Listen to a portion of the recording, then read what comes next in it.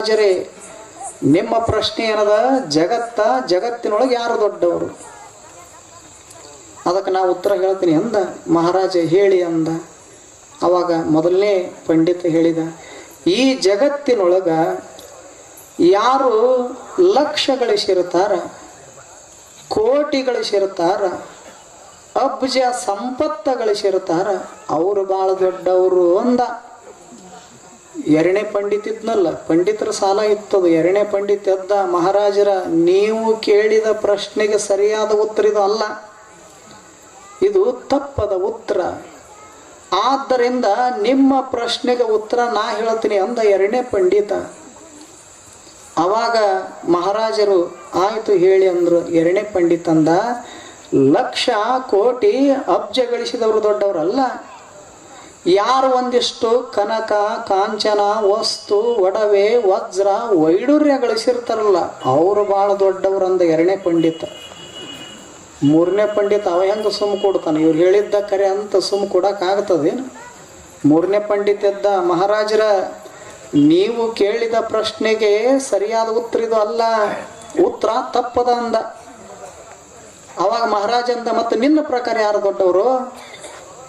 ಮೂರನೇ ಪಂಡಿತ ಹೇಳಿದ, ಲಕ್ಷ ಕೋಟಿ ಅಬ್ಜ ಗಳಿಸಿದವರು ದೊಡ್ಡವರಲ್ಲ, ಕನಕ ಕಾಂಚನ ವಸ್ತು ಒಡವೆ ವಜ್ರ ವೈಡೂರ್ಯ ಗಳಿಸಿದವ್ರನ್ನೂ ದೊಡ್ಡವರಲ್ಲ. ಈ ಜಗತ್ತಿನೊಳಗೆ ಯಾರು ದೊಡ್ಡವರಂದ್ರ ನೀವೇನು ಮ್ಯಾಲ ಕೂತಿರಲ್ಲ, ನಮ್ಮನ್ನು ಕೆಳಗೆ ಕೂಡಿಸಿ ಮಹಾರಾಜರು, ರಾಜ ಪ್ರತ್ಯಕ್ಷ ದೇವತಾ. ಹಾಗೆ ನೀವೇನು ಮಹಾರಾಜರದಿರಲ್ಲ, ಪ್ರಜೆಗಳ ಶ್ರೇಯೋಭಿವೃದ್ಧಿಗಾಗಿ ಹಗಲ ಇರುಳ ಶ್ರಮ ಪಡ್ತಿರಲ್ಲ, ನಿಮ್ಮಂಥ ಮಹಾರಾಜರು ದೊಡ್ಡವರಂದ. ಯಾರು? ಮೂರನೇ ಪಂಡಿತ. ಮತ್ತು ನಾಲ್ಕನೇದು ಅವನು ಪಂಡಿತನ ಅದನ, ಅವ ಹೆಂಗೆ ಸುಮ್ಮ ಕೊಡ್ತಾನ? ಅವ ಎದ್ದ, ಮಹಾರಾಜರ ಇದು ಉತ್ತರ ತಪ್ಪದ ಅಂದ. ಮಹಾರಾಜಿಗೆ ಹೆಂಗಾಗಿರಬೇಡ, ಉತ್ತರ ತಪ್ಪದ ಅಂದ. ಅವಾಗ ಮಹಾರಾಜರಂದು, ಮತ್ತು ನಿನ್ನ ಪ್ರಕಾರ ಯಾರು ದೊಡ್ಡವರು? ನಾಲ್ಕನೇದು ಅವ ಹೇಳಿದ, ಈ ಜಗತ್ತಿನೊಳಗೆ ಯಾರು ದೊಡ್ಡವರು ಅಂತ ಕೇಳಿದರೆ 9 ತಿಂಗಳುಗಳ ಕಾಲ ಹೊತ್ತು ಹೆತ್ತು ಸಾಕಿ ಸಲುಹಿ ಜೋಪಾಸನ ಮಾಡುವಂತಹ, ಒಂದು ಜನ್ಮದಿಂದ ಇನ್ನೊಂದು ಜನ್ಮಕ್ಕೆ ಕಾರಣಕರ್ತರಾಗಿರತಕ್ಕಂಥ ತಂದೆ ತಾಯಿಗಳು ಭಾಳ ದೊಡ್ಡವರು ಅಂತ ನಾಲ್ಕನೇ ಪಂಡಿತ ಹೇಳಿದ. ಐದನೇ ಪಂಡಿತ ಎದ್ದ, ಇದು ಉತ್ತರ ತಪ್ಪೈತಿ ಅಂದ. ನಿಮಗೆ ಆಶ್ಚರ್ಯ ಆಗಿರ್ಬೇಕು, ತಂದೆ ತಾಯಿ ದೊಡ್ಡವರಲ್ಲ ಅಂದ್ರೆ ಮತ್ತು ಇವ್ರಿಗಿಂತ ಯಾರು ದೊಡ್ಡವ್ರು ಇರ್ಬೋದು ಅಂತ. ಐದನೇ ಪಂಡಿತ ಎದ್ದ, ಮಹಾರಾಜರ ನಿಮ್ಮ ಪ್ರಶ್ನೆಗಿದು ಸರಿಯಾದ ಉತ್ತರ ಅಲ್ಲ, ಅದು ತಪ್ಪದ ಅಂದ. ಅವಾಗ ಮಹಾರಾಜ ಅಂದ, ಮತ್ತು ನಿನ್ನ ಪ್ರಕಾರ ಯಾರು ದೊಡ್ಡವರು?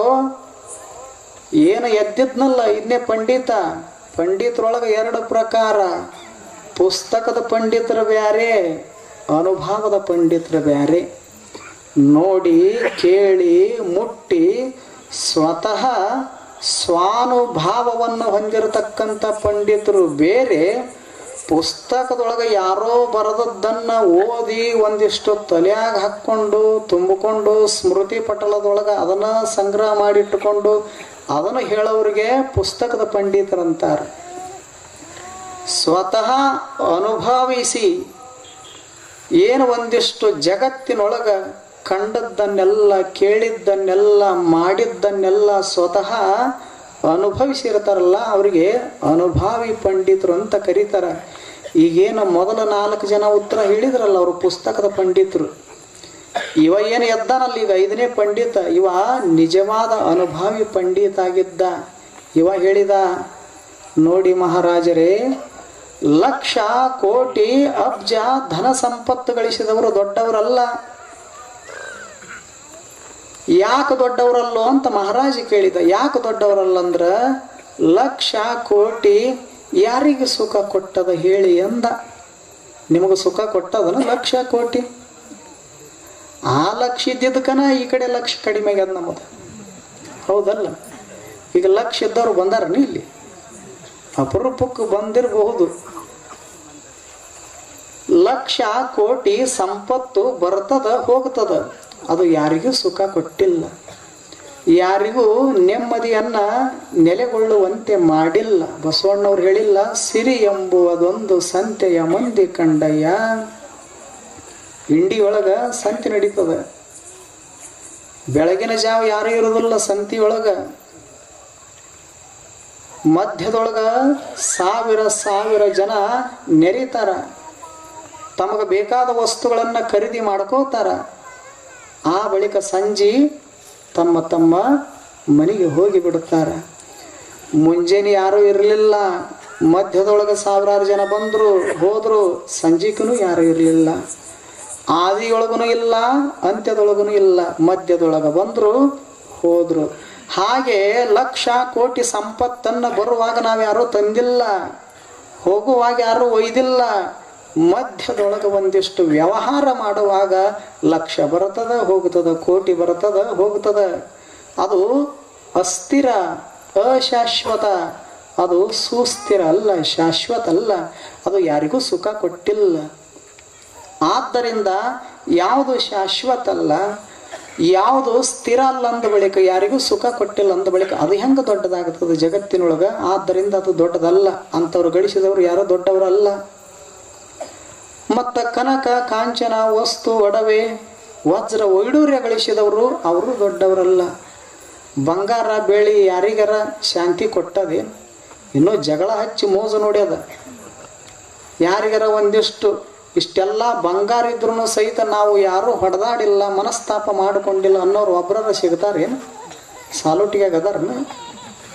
ಅಂಥವ್ರು ಇದ್ರೆ ನಾಳೆ ಕರೆದು ಸನ್ಮಾನರ ಮಾಡಕ್ಕೆ ಬರ್ತದೆ. ಒಟ್ಟ ಹೊಡೆದಾಡಿರ್ಬಾರ್ದವ್ರು ಬಂಗಾರ ಇದ್ರೂ. ಯಾರದರ ಜಗತ್ತಿನೊಳಗೆ? ಇಷ್ಟೆಲ್ಲ ಅಸಮಾಧಾನ ಅಶಾಂತಿಯನ್ನು ಕೊಡ್ತದ ಬಂಗಾರ ಬೆಳ್ಳಿ ವಸ್ತು ಒಡವೆ ಅಂದ ಬಳಿಕ. ಮತ್ತು ಅಶಾಂತಿ ಅಸಮಾಧಾನ ಕೊಡುವಂಥದ್ದನ್ನು ಗಳಿಸಿಕೊಂಡವರು ಅವ್ರು ಹೆಂಗೆ ದೊಡ್ಡವರಾಗತ್ತಾರ? ಆದ್ದರಿಂದ ಅವರು ದೊಡ್ಡವರಲ್ಲ. ಯಾರು ಹೇಳಕತ್ಯಾರ? 5ನೇ ಪಂಡಿತ ಮಹಾರಾಜರಿಗೆ ಹೇಳಕತ್ಯಾರ. ಆ ಬಳಿಕ ರಾಜ ಮಹಾರಾಜರು ಏನು ದೊಡ್ಡವರು ಅಂತ ಹೇಳ್ಯಾರಲ್ಲಿ ಇವರು. ನೀವು ದೊಡ್ಡವರಲ್ಲ ಹೇಳಿದವ ಎದರ ನೀವು ಮೊದಲ ದೊಡ್ಡವರಲ್ಲ. ಮಹಾರಾಜನಿಗ ಹೆಂಗಾರ ಆಗಿರಬೇಡ ಒಳಗೆ ಎದರ ಹೇಳಕತ್ಯಾನ. ಈಗ ನೀವು ನನಗೇನಾರ ಅಂದ್ರಪ್ಪ ಅಂದ್ರೆ ಹೆಂಗಾದೀತು ಅನ್ನೋದಿಲ್ಲ. ಈಗ ಹೊಸಬ್ರು ಇದೀವಿ, ಮುಂದೆ ಅಂತೀರೇನ? ಮುಂದೆ ಇನ್ನೂ ಒಂದು ಕೈ ನೋಡೋರು ಅದಿರಿ ಅಂತೀರೇನ? ಈಗ ನಾವು ನಿಮಗೇನಾರ ಅಂದ್ರೆ ನಿಮಗರ ಹೆಂಗಾದೀತು? ಆವಾಗ ಹೇಳಿದ, ನಿಮ್ಮಂಥ ರಾಜ ಮಹಾರಾಜರು ಮೊದಲ ದೊಡ್ಡವರಲ್ಲ ಅಂದ. ಆದರೂ ರಾಜ ತಾಳ್ಕೊಂಡು ಸುಮ್ಮಿದ್ದ. ಯಾಕೆ ದೊಡ್ಡವರಲ್ಲ ಅಂತ ಕೇಳಿದ. ಆವಾಗ ಅನುಭಾವಿ ಪಂಡಿತ ಹೇಳಿದ, ರಾಜ ಮಹಾರಾಜರು ಈ ಜಗತ್ತಿನೊಳಗೆ ಹೊನ್ನ ಆಳಾಕ ಬಂದವರು, ಮಣ್ಣನ್ನು ಆಳಾಕ ಬಂದವರು, ಅಧಿಕಾರ ಅಂತಸ್ತಿಗಾಗಿ ಬಂದವರು ರಾಜ ಮಹಾರಾಜರು. ಮತ್ತು ಕ್ಷಣಿಕ ಸುಖ ಕೊಡುವಂತಹ ಹೊನ್ನ ಹೆಣ್ಣ ಮಣ್ಣಿಗಾಗಿ ಹೊಡೆದಾಡಿ ಬಡದಾಡುವಂಥ ನಿಮ್ಮಂಥ ರಾಜ ಮಹಾರಾಜರು ನೀವು ಹೆಂಗೆ ದೊಡ್ಡವರಾಗಕ್ಕೆ ಬರ್ತದೆ ಜಗತ್ತಿನೊಳಗೆ? ಆದ್ದರಿಂದ ನೀವು ದೊಡ್ಡವರಲ್ಲ ಅಂತ ಬಿಡಿಸಿ ಹೇಳಿದ. ಆವಾಗ ಮಹಾರಾಜ ಅಂದ, ಆಯಿತು ಸರಿ, ರೊಕ್ಕ ರೂಪಾಯಿ ಗಳಿಸಿದವ್ರೂ ದೊಡ್ಡವರಲ್ಲ, ಬೆಳ್ಳಿ ಬಂಗಾರ ಗಳಿಸಿದವ್ರೂ ದೊಡ್ಡವರಲ್ಲ, ಮತ್ತು ನಮ್ಮಂಥ ರಾಜ ಮಹಾರಾಜರು ದೊಡ್ಡವರಲ್ಲ ಅಂದ ಬಳಿಕ ಮತ್ತು 9 ತಿಂಗಳುಗಳ ಕಾಲ ಹೊತ್ತು ಹೆತ್ತು ಸಾಕಿ ಸಲುಹಿರ್ತಕ್ಕಂಥ ತಂದೆ ತಾಯಿ ದೊಡ್ಡವರು ಹೌದು ಏನಲ್ಲ ಅಂತ ಕೇಳಿದ. ಆವಾಗ ಪಂಡಿತ ಅಂದ, ಅವರು ದೊಡ್ಡವರಲ್ಲ ಅಂದ. ರಾಜನಿಗೆ ಪರಮಾಶ್ಚರ್ಯ ಆಯಿತು, ಯಾಕೆ ದೊಡ್ಡವರಲ್ಲ ಅಂತ ಕೇಳಿದ. ಆವಾಗ ಪಂಡಿತ ಹೇಳ್ತಾನೆ, ಮ್ಯಾಲಿದ್ದವನ್ನ ಕೆಳಗೆ ತಂದು ಒಗದ್ರು. ಯಾರು ಒಗದ್ರು? ನೀವ ಕುಂತೀರಲ್ಲ ಮುಂದೆ. ಮ್ಯಾಲಿದ್ದವನ್ನ ಕೆಳಗೆ ತಗೊಂಡು ಬಂದು ಒಗದ್ರು. ಜೀವನನ್ನ ಜಗತ್ತಿಗೆ ತಂದ್ರು. ಜೀವ ಏನಾಯ್ತು? ಸಂಸಾರ ಅನ್ನುವಂಥ ಬಂಧನದೊಳಗೆ ಸಿಕ್ಕಾಕೊಂಡು ತೊಳಲಾಡಕತ್ಯದ, ಬಳಲಾಡಕತ್ಯದ. ಎಷ್ಟು ದುಃಖ ದುಮ್ಮಾನಗಳು, ಕಷ್ಟ ಕೋಟಲೆಗಳನ್ನು ಅನುಭವಿಸಕತ್ಯಾದ. ಈ ಸಂಸಾರ ಅನ್ನುವಂತಹ ಬಂಧನದಿಂದ ಬಿಡುಗಡೆ ಮಾಡಿ ಮುಕ್ತ ಮುಕ್ತಾತ್ಮನನ್ನಾಗಿ ಮಾಡುವಂತಹ ಶಕ್ತಿ ಸಾಮರ್ಥ್ಯ ಯಾವ ತಂದೆ ತಾಯಿಗೂ ಇಲ್ಲ. ಜನ್ಮ ಕೊಟ್ಟರು ಆ ಜನ್ಮಕ್ಕ ಮುಕ್ತಿ ಕೊಡುವಂತ ಶಕ್ತಿ ಸಾಮರ್ಥ್ಯ ಯಾವ ತಂದೆ ತಾಯಿಗೂ ಇಲ್ಲ. ಆ ದೃಷ್ಟಿಯಿಂದ ತಂದೆ ತಾಯಿಗಳನ್ನು ದೊಡ್ಡವರಲ್ಲ. ಈ ಜಗತ್ತಿನೊಳಗೆ ಯಾರಾದರೂ ದೊಡ್ಡವರು ಅದರಂತ ಕೇಳಿದ್ರ ಅವರೇ ಇಂಥ ಜ್ಞಾನ ಯೋಗಿ ಗುರು ಬಾಳ ದೊಡ್ಡವನ್ನುವಂತ ಮಾತನ್ನ ಅನುಭಾವಿ ಪಂಡಿತ ಹೇಳಿದ. ಇಟ್ಟು ತಿಳಿತದಲ್ಲ ಕತಿ. ಯಾರಾದರೂ ನಿಮ್ಮನ್ನು ಯಾರು ದೊಡ್ಡವರು ಅಂದ್ರೆ ಗುರು ಬಾಳ ದೊಡ್ಡವ, ಇದ ಉತ್ತರ. ಜಗತ್ತಿನೊಳಗೆ ಯಾರಾದರೂ ದೊಡ್ಡವರಿದ್ರ ಗುರು ಬಾಳ ದೊಡ್ಡವ. ಗುರುವಿಗಿಂತ ಮಿಗಿಲಾದವರು ಪ್ರಪಂಚದೊಳಗೆ ಮತ್ತೊಬ್ರಿಲ್ಲ. ದೇವ್ರು ಯಾಕೆ ದೊಡ್ಡವಲ್ಲ ಅಂತ ಕೇಳಿದ್ರ ಗುರು ಬೇರೆ ಅಲ್ಲ, ದೇವ್ರು ಬೇರೆ ಅಲ್ಲ. ಇದು ತತ್ವ. ನಾವೇನು ಮಾಡೀವಿ, ಗುರು ಬೇರೆ ದೇವರು ಬೇರೆ. ಈಗ ನಿಮಗೆ ತಿಳಿವಂಗೆ ಹೇಳ್ತೀನಿ, ಶಿವಯೋಗೀಶ್ವರರು ಬೇರೆ ಸಿದ್ದೇಶ್ವರರು ಬೇರೆ ಅಲ್ಲ. ಶಿವಯೋಗೀಶ್ವರರು ಬೇರೆ ಸಿದ್ದೇಶ್ವರರು ಬೇರೆ ಅಲ್ಲ. ಹೆಸರು ಬೇರೆ, ತತ್ವ ಒಂದೇ. ಯಾವುದು ದೇವರು ಅಂತ ಕೇಳಿದ್ರ ಯಾವುದು ಕಣ್ಣಿಗೆ ಕಾಣೋದಿಲ್ಲ. ದೇವರು ಅನ್ನೋದ್ರೊಳಗನ ಅತ್ಯದ್ಭುತವಾದ ಅರ್ಥದ. ದೇಹ ಅಂದ್ರ ದೇಹವಿಲ್ಲ, ಓ ಅಂದ್ರ ವರ್ಣಿಲ್ಲ, ರು ಅಂದ್ರ ರೂಪಿಲ್ಲ. ಯಾರಿಗೆ ದೇಹವಿಲ್ಲ, ವರ್ಣಿಲ್ಲ, ರೂಪಿಲ್ಲ ಅವರಿಗೆ ದೇವರು ಅಂತ ಕರೀತಾರೆ. ಅಂತ ದೇವರು ನಿರಾಕಾರ, ನಿರಂಜನ, ನಿರ್ಗುಣ, ನಿತ್ಯ ಸತ್ಯನಾಗಿರತಕ್ಕಂಥ ದೇವರು ಗುರುವಿನ ರೂಪದೊಳಗೆ ಈ ಜಗತ್ತಿಗೆ ಬಂದಿರ್ತಾನೆ. ಆದ್ದರಿಂದ ಹೆಸರು ಭಿನ್ನ ಆದ್ರೂ ಸಹಿತ ವ್ಯಕ್ತಿ ಮಾತ್ರ ಒಂದೇ. ಅದಕ್ಕೆ ಬೇರೆ ಮಾಡಕ್ಕೆ ಬರೋದಿಲ್ಲ. ನಾವೇನು ಮಾಡೀವಿ, ಊರಾಗ ಒಬ್ಬ ಒಳ್ಳೆ ಗುರುಗಳಿದ್ರೂ ಸಹಿತ ಎಷ್ಟೋ ಜನಗಳು ಏನು ಮಾಡ್ತಾರ, ದೇವರ ಹುಡುಕಕ್ಕೆ ಹೋಗ್ತಾರೆ. ದೇವರ ಹುಡುಕ್ತಿರೋ ಇಲ್ಲ, ಎಲ್ಲೆಲ್ಲೋ ಹೋಗ್ತಿರ್ತಾರ. ಆದ್ರೆ ಆ ದೇವನ ರೂಪವೇ ಗುರು ಅದನ್ನನ್ನುವಂಥ ಸತ್ಯ ಮರ್ತಿರ್ತಾನ ಮನುಷ್ಯ. ಒಳಗ ಏನು ಒಂದಿಷ್ಟು ಮಾಯ ತುಂಬಿರ್ತದೆ, ಅಜ್ಞಾನ ಅಂಧಕಾರ ತುಂಬಿರ್ತದೆ. ಅದರ ಪರಿಣಾಮ ದೇವರು ಶ್ರೇಷ್ಠ, ಗುರು ಕನಿಷ್ಠ ಅಂತ ಭಾವ ಮೂಡಿರ್ತದೆ. ಆದ್ದರಿಂದ ದ್ವಂದ್ವ ರೂಪದೊಳಗೆ ಭಿನ್ನ ದೃಷ್ಟಿಯಿಂದ ನೋಡ್ತಾನ. ಆದ್ರೆ ವಾಸ್ತವಿಕ ತತ್ವ ಏನು ಹೇಳ್ತದ, ಗುರು ಬೇರೆ ಅಲ್ಲ, ದೇವರು ಬೇರೆ ಅಲ್ಲ, ಎರಡು ಒಂದೇ. ಹೇಳ್ಯಾರ ಒಬ್ರು ಗುರುಗಳು, ಏನು, ಗುರುವೇ ಶಿವನು, ಶಿವನೇ ಗುರುವು, ಅವರಲ್ಲಿ ಅಂತರವಿಲ್ಲವಯ್ಯ. ವ್ಯತ್ಯಾಸವನ್ನು ಕಲ್ಪಿಸಿದಡೆ ನಾಯಕ ನರಕ ತಪ್ಪದು. ಎಷ್ಟು ಚಲೋ ಮಾತು ಹೇಳ್ಯಾರ. ವ್ಯತ್ಯಾಸ ಮಾಡಬೇಡ, ಇಬ್ರು ಒಂದೇ ಅದಾರ. ಅದಕ್ಕೆ ನಾವೇನು ಮಾಡ್ತೀವಿ, ಕಣ್ಣು ಮುಂದೆ ಗುರು ಇದ್ರೂ ಸಹಿತ ನಾವು ದೇವ್ರ ಹುಡುಕಕ್ಕೆ ಹೋಗ್ತೀವಿ. ದೇವ್ರ ಹುಡುಕೋರ್ದು ಕತೆ ಕೇಳಿರೇನು? ಒಬ್ಬ ಕಳತನ ಮಾಡ್ತಿದ್ದ ಊರಾಗ. ಎಷ್ಟು ಚಲೋ ಕಳತನ ಮಾಡ್ತಿದ್ದಂದ್ರೆ ಎಲ್ಲ ಕಳ್ಳರು ಬೇರೆ, ಈ ಕಳ್ಳ ಬೇರೆ. ಈ ಕತೆಯಾಗ ಬರ್ತಾನಲ್ಲ ಈ ಕಳ್ಳ ಬೇರೆ. ಇವ ಕಿಶೆದಾಗ ಕ್ಯಾಲೆಂಡರ್ ಇಟ್ಕೊಂಡಿದ್ದ. ಎದರ ಸಲುವಾಗಿ, 1ನೇ ತಾರೀಕು ಇವ್ರ ಮನಿ, 2ನೇ ತಾರೀಕು ಇವ್ರ ಮನಿ, 3ನೇ ತಾರೀಕು ಇವ್ರು, ಡೇಟ್ ವೈಸ್ ಕಳತನ ಮಾಡವ ಕ್ಯಾಲೆಂಡರ್ ಕಣ್ಣು ಮುಂದೆ ಇಟ್ಕೊಂಡು. ಇಂಥ ಒಬ್ಬ ಕಳ್ಳ ಊರಾಗ ಒಂದು ಮನೆ ಉಳಿಲಾರ್ದಂಗ ಕಳತನ ಮಾಡಿದ.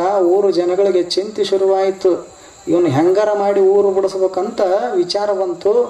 ಕೊನೆಗೆ ಹಿರಿಯರು ನಿರ್ಣಯ ಮಾಡಿದ್ರು, ಇವ ಹಿಂಗಾದ್ರೆ ಕಳತನ ಮಾಡೋದು ಬಿಡೋದಿಲ್ಲ, ಇವನು ಊರು ಬಿಡಿಸ್ಬೇಕು, ಇವನಿಗೆ ಅಪಮಾನ ಆಗುವಂಗೆ ಏನಾದರೂ ಒಂದು ಕಾರ್ಯ ಮಾಡ್ಬೇಕಂತ ತಿಳ್ಕೊಂಡು ಆ ಕಳ್ಳನ್ನ ಹಿಡ್ಕೊಂಡು ಬಂದು ಊರು ಜನ ಎಲ್ಲ ಕಂಬಕ್ಕೆ ಕಟ್ಟಿ ಹಾಕಿ ಮೂಗು ಕೊಯ್ದು ಕೈ ಬಿಟ್ರು. ಮುಖಕ್ಕೆ ಯಾವುದು ಶೃಂಗಾರ, ಯಾವುದು ಶೃಂಗಾರ? ನತ್ತು ಎಲ್ಲಿ ಇಟ್ಕೊಂತಾರ? ಕಿವ್ಯಾಗ ಇಟ್ಕೊಂಡ್ರಿ ನಾವು ಒಬ್ರ ಮೂಗನ್ಯಾಗ. ಮೂಗಿದ್ರ ಮುಖಕ್ಕೆ ಶೃಂಗಾರ. ಮೂಗ ಹೋದ ಬಳಿಕ ಏನು ಉಳಿತದ? ಮುಖದೊಳಗೆ ಏನು ಉಳಿದಿಲ್ಲ. ಯಾವಾಗ ಮೂಗು ಕೊಯ್ದು ಕೈ ಬಿಟ್ಟರು ಅಸಹ್ಯ ಅನಿಸಿತು. ಊರ ಬಿಟ್ಟವ. ಯಾರು? ಕಳ್ಳ. ಮೂಗಿರ್ಲಾರದ ಕಳ್ಳ ಊರು ಬಿಟ್ಟ. ಊರು ಬಿಟ್ಟು ಹಿಂಗ ಹಳ್ಳಿಗೆ ತಿರುಗಾಡ್ಕೋತ ಹೋದ. ಬಹಳಷ್ಟು ಇವನು ಊರು ಬಿಟ್ಟು ಪರ ಊರಿಗೆ ಹೋದ. 100 ಕಿಲೋಮೀಟರ್ ಹೋದ ಬಳಿಕ ಅಲ್ಲೊಂದು ಊರು ಬಂತು. ಆ ಊರೊಳಗೆ ಊರ ದಂಡಿಗೆ ಒಂದು ಆಲದ ಮರ. ಆ ಆಲದ ಮರದ ಕೆಳಗೆ ಇವ ಇನ್ನೇನು ಮಾಡೋದು ಅಂತ ತಿಳ್ಕೊಂಡು ಓಂ ನಮಃ ಶಿವಾಯ ಓಂ ನಮಃ ಶಿವ ಅನ್ಕೋತ ಜಪ ಮಾಡ್ಕೋತ ಕೂತ. ಯಾರು? ಮೂಗಿರ್ಲಾರ್ದ.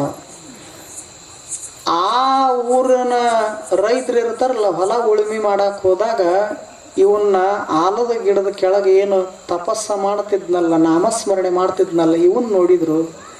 ಯಾವನೋ ಒಬ್ಬ ಪುಣ್ಯಾತ್ಮ ನಮ್ಮೂರು ಸೀಮೆಯೊಳಗೆ, ನಮ್ಮೂರು ಹದ್ದಿನೊಳಗೆ ಇವಾಗ ಒಂದು ತಪಸ್ಸ ಮಾಡಾಕತ್ತೇನಂದ್ರೆ ನಮ್ಮೂರಿಗೆ ಒಳ್ಳೇದಾಗಲಿ ಅಂತ ಬಯಸಾಕತ್ತಿರ್ಬೇಕು, ಒಳ್ಳೇದು ಮಾಡಾಕ ಬಂದಿರ್ಬೇಕಂತ ಇವರು ಹಂಗ ಹೋಗ್ಲಿಲ್ಲ ಮಾತಾಡ್ಸಾಕ. ಹಾಲು ತಗೊಂಡು ಹೋಗೋರು ಹಾಲು ತಗೊಂಡು ಹೋದ್ರು ಕುಡಿಯಾಕ, ಹಣ್ಣು ಹಂಪ್ಲ ತರೋರು ಹಣ್ಣು ಹಂಪ್ಲ ತಗೊಂಡು ಬಂದರು. ಏನು ವೈಭವ ನಡೀತು. ಯಾರದು? ಮೂಗಿರ್ಲಾರ್ದ ಒಂದು ಕಳ್ಳಂದು. ಊರಿಗೆ ಊರ ಹೋಯ್ತು. ಇಂಥವ ಒಬ್ಬ ಪುಣ್ಯಾತ್ಮ ತಪಸ್ಸು ಮಾಡಾಕತ್ತೇನ, ಭಗವಂತನ ನಾಮಸ್ಮರಣೆ ಮಾಡಾಕತ್ತೇನ ಅಂದ್ರೆ ನಮ್ಮ ಊರಿಗೆ ಒಳ್ಳೇದು ಮಾಡಕ್ಕೆ ಬಂದನ ಅಂತ ತಿಳ್ಕೊಂಡು ಆಶ್ಚರ್ಯ ಆಗಿ ಯಾರ್ಯಾರಿಗೆ ಏನೇನು ಪದಾರ್ಥ ಹಿಡಿಸ್ತದ ಎಲ್ಲ ತಗೊಂಡು ಹೋಗಿ ಮಾತಾಡಿಸ್ತಿದ್ರು, ಉಣಿಸ್ತಿದ್ರು, ತಿನ್ನಿಸ್ತಿದ್ರು. ಹೀಗೆ ಜಾತ್ರೆ ನಡೆದಿತ್ತು. ಒಂದು ದಿವಸ ಕಣ್ಣು ಮುಚ್ಕೊಂಡು ತಪಸ್ಸಿಗೆ ಕೂತಿದ್ದ. ಎಲ್ಲ ಹಿರಿಯರು ಬಂದು ಹಿಂಗೆ ಸ್ಪರ್ಶ ಮಾಡಿ ಮುಟ್ಟಿ ಎಬ್ಬಿಸಿದ್ರು. ಎದ್ದವ ಕಣ್ಣು ತೆರೆದ ಏನಂದು ಗೊತ್ತೈತಿನ? ನಿಮಗೊಂದಿಷ್ಟು ನನ್ನ ಮಾತಾಡ್ಸಾಕ ವ್ಯಾಳೆ ಸಮಯ ಇಟ್ಟು ಗೊತ್ತಿಲ್ಲ, ಏನು ಯಾವಾಗ ಮುಟ್ಟಬೇಕು ಯಾವಾಗ ಮಾತಾಡಿಸ್ಬೇಕು ಇಟ್ಟು ಗೊತ್ತಿಲ್ಲನು. ನಾನೀಗ ಧ್ಯಾನಸ್ಥನಾಗಿನಿ, ದೇವ್ರು ಕೂಡ ಮಾತಾಡಕತ್ತೀನಿ, ನನ್ನ ಯಾಕೆ ನೀವು ಎಚ್ಚರ ಮಾಡಿದ್ರಿ ಅಂದ. ಇವ್ರಿಗೆ ಆಶ್ಚರ್ಯ, ದೇವ್ರು ಮಾತಾಡ್ತೈತಿನ ಅಂದ. ಇವ್ರು ಊರು ಜನ ಇದ್ರಲ್ಲ ಹಿರಿಯರು, ದೇವ್ರು ಮಾತಾಡತ್ತನಂದ. ಮತ್ತೀಗ ನಾ ಕಣ್ಣು ಮುಚ್ಕೊಂಡು ಕೂತಿದ್ದ ದೇವ್ರು ಕೂಡ ಮಾತಾಡ್ಕೋತ ಮತ್ತು ಮುಟ್ಟಿ ಎಬ್ಬಿಸಿ ಬಿಟ್ರಲ್ಲ ನೀವು, ಅದಕ್ಕೆ ಇದು ಸರಿ ಏನು ಅಂತಂದ. ಇವ್ರಿಗೆ ಆಶ್ಚರ್ಯ ಆಯ್ತು. ಮತ್ತು ನಿಮ್ಮ ಕೂಡ ಅಟ್ಟ ಮಾತಾಡ್ತಾನೋ ಏನು ನಮ್ಮ ಕೂಡ ಮಾತಾಡ್ತಾನಂತ ಇವರು ಶುರು ಹಚ್ಕೊಂಡ್ರು. ಅವ ಅಂದ, ಎಲ್ಲರೂ ಕೂಡ ಮಾತಾಡ್ತಾನ, ಆದ್ರೆ ಈ ಆದ್ರ ಅನ್ನೋ ಶಬ್ದ ಏನೈತಿ ನೋಡು, ಮುಂದೆ ಡೇಂಜರ್ ಜೂನ್ ಇದ್ದಂಗೆ ಅದ. ಈಗ ನೀವು ಅಂತಿರ್ತೀರಿ ನೋಡು, ನೀವು ತಾಯಂದಿರ ನಮ್ಮ ಮನೆ ಅವ ಭಾಳ ಚಲೋ ರೀ, ಮುಂಜಾನೆಯಿಂದ ಸಂಜೆ ತನಕ ದುಡಿತಾನೆ, ಆದ್ರೆ ದುಡಿದು ಪಗಾರ ಮನೆಗೆ ತಗೊಂಡು ಬರೋದಿಲ್ಲ, ಆದ್ರೆ ಕುಡ್ದು ಬರ್ತಾನಂತ ಅದು ಮುಂದೆ. ಇವರು ಅಂತಿರ್ತಾರೆ, ನಮ್ಮ ಮನೆಯವ್ರು ಭಾಳ ಚಲೋ ರೀ, ಬೆಳ್ಳಿ ಬಂಗಾರ ಕಾಡವ್ರಲ್ಲ ಬೇಡವ್ರಲ್ಲ, ಮಸ್ತಾಗಿ ಅಡಿಗೆ ಮಾಡ್ತಾರ, ಶಿಸ್ತಾಗಿ ಮುಂದೆ ಕುಂತು ಉಣಿಸ್ತಾರ, ಆದ್ರೆ ಮುಂದೇನೈತಿ ಎದ್ರು ಜಗಳ ಕುಂತ್ರು ಜಗಳ.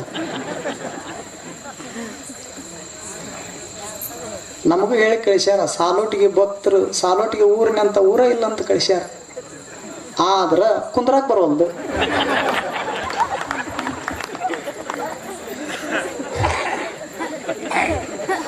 ಆದ್ರೆ ಮುಂದೆ ಹಿಂಗೈತಿ. ಹಂಗಿವ ಅಂದ, ದೇವ್ರು ನನ್ನ ಕೂಡ ಅಟ್ಟ ಅಲ್ಲ ನಿಮ್ಮ ಕೂಡ ಮಾತಾಡ್ತಾನ ಆದ್ರ ಅಂದ.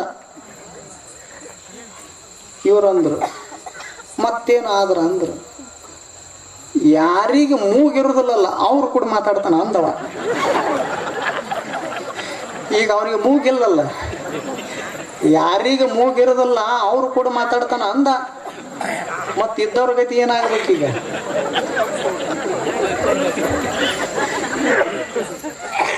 ವಿಚಾರ ಮಾಡ್ಬೇಕಾಗತ್ತದಲ್ಲಿದು.